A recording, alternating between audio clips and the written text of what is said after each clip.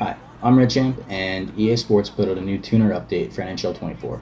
So, in this newer tuner update, full pressure is in a good place finally. It's not as bad as it was, and you can actually defend now. So, one of the cool things is your stats aren't impacted anymore when you're under full pressure. So now your guy isn't completely useless out there, and you can actually make the poke checks. Another cool thing about it is the offensive zone ragging is gone. So those players who sit in the corner with the lead edges and go back and forth, you don't have to deal with that anymore because it's not going to do anything unless they put the puck on net you can or see they that move it around to from generate miles something. away. But if you're not under pressure, you shouldn't actually have the pressure gauge build up. And that's where we're at now. So it's finally in a good place, so congrats to EA. That's perfect. I played 6 games last night, and we had full pressure on us maybe twice in sixes. So it's perfect for us. It works great. If you can play defensively and just keep them to the outside, you're not going to get stuck under pressure, and that'll really help you out. So it's in a good place, and it's hard to balance that. So it's finally where it needs to be. Pressure should never be gained by just holding it on the outside. If you're not doing something to make pressure, then you shouldn't get rewarded for it. If you just stand there and do nothing, what kind of pressure are you putting on the defense?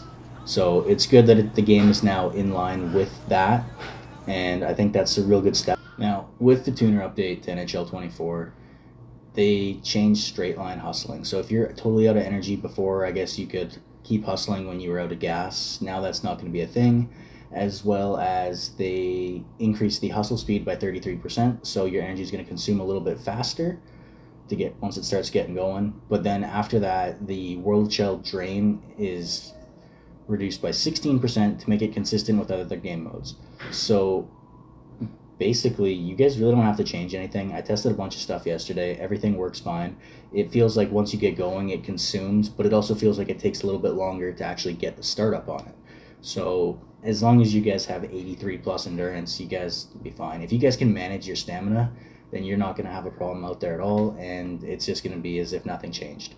But it does feel like it's in the right step, and there's also some things that you may not have known. Like, if you had under 50% energy, did you know that your max speed took a hit? I didn't. I mean, I kind of knew that if you didn't have the energy and you hit yellow, you'd go slower. But, like, when you find that info, you just don't find it. But the patch notes are great for that. So now you know that if you want to keep going at your maximum speed, you have to have the endurance. So if you want to run 88 plus endurance, and that means you're going to have access to your max speed 99% of the time. As long as you don't run straight into the ground with your energy, you'll be fine. So now the main change is, instead of it being at 50% your max speed takes a hit, it's now at 33%. So it's pretty low, and you have to run the tank pretty dry to actually feel the hit for it.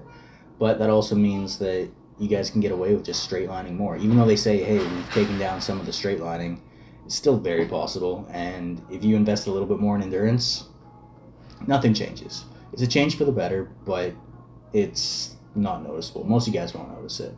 But anyways, with that, enjoy the rest of the video, and hopefully these tips help you.